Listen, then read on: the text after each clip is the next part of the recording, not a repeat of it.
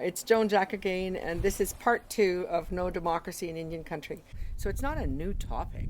Getting rid of the Indian Act is not a new topic, but many people don't even understand of our grassroots people. So maybe there would be more support for getting rid of what's going on now if people understood what was happening now. We live in Canada, which is a democratic country, and I understand that, in my view anyway, racism is legislated within Canada because Section 15 of the Canadian Charter of Rights and Freedoms, I had a discussion with Minister Irwin down on the Nakana River years ago here in Tack River Tlingit territory, and he said to me, "You mean you want to infringe on individual rights? You want collective rights to overrule individual rights?" And, it's a long discussion, but the most of the government imposed in our communities is based on ideas of individual rights. So that's a big, big problem. There was never any intention in my mind of having any form of democracy on reserves, because the chief and council method of electing leaders does not put any kind of official opposition in place for the community. So there's no place for conflict to be expressed and resolved in a civilized manner. People feel oppressed, so they attack their leaders, and then they feel bad that they're attacking leaders, and somebody else is like, "Oh my God, that's my cousin, and that's my brother, and that's my sister," and it just causes complete violence on every level in our community because there's no way to disagree with dignity. The purpose of the Indian Act was basically for the federal government to take care of us because we weren't civilized under Section 9124. I always tell people, "Oh, look, a shot. Huh. I wonder if somebody got a moose." Anyway, I just heard a gunshot. Wasn't it me?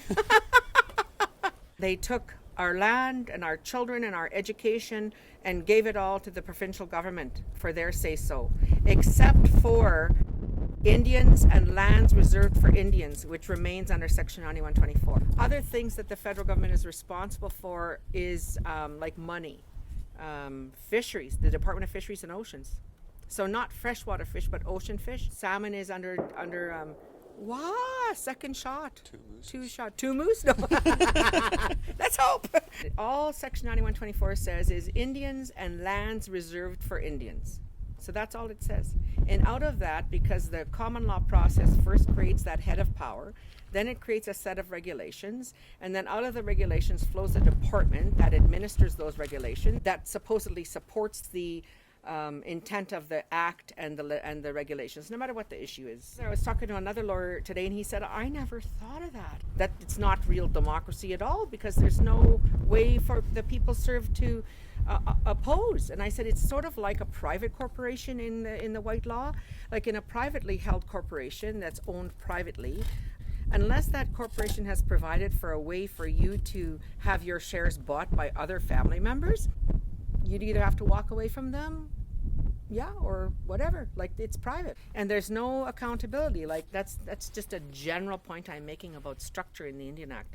And then that other lawyer I was talking to, he said, "You're right." He said, "And not only that, it's just simply created more of an agency relationship, like an Indian agent." People don't realize, and they're so hurt and offended because they're working so hard for our people when we elect them, and then they can't do what we want them to do because the Indian Act doesn't provide for that.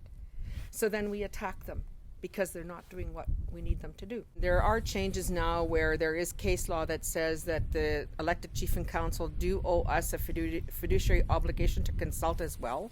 But what I always tell people, it's really sad, because the white law, there's an old joke, and the joke is, well, how much justice can you afford? You can say, "Oh, I'm going to sue about this, or I'm going to sue about that." And yeah, maybe you could. But lawyers run businesses, just like you wouldn't go to Canadian Tire and expect the mechanic to fix your carburetor because he thinks it's the best kind of car. So no lawyer is going to take your argument, even if it's the best kind of argument or something they agree with personally, because they're running a business. It's not really about justice the way you and I think of it. It's about business. I had several people message me today privately and say, "I agreed with you. And you're right." And that's why I didn't like your post or share your post. Because if I did, people in the nation saw that I did that, I would probably lose my job. So that's why I keep speaking, because well, heck, I think it's my responsibility. If there's anything you want me to talk more about, in the Constitution or how I understand it, I'm not giving legal opinion. I just want to close by thanking you all for your comments, and as long as people are listening and sharing my videos, and we're having conversation in a productive way, and I want to, I want to speak because, well, nobody will hire me anyway, so I may as well talk. Okay, I'm going to go see we're going to go down the hill and see what was shot.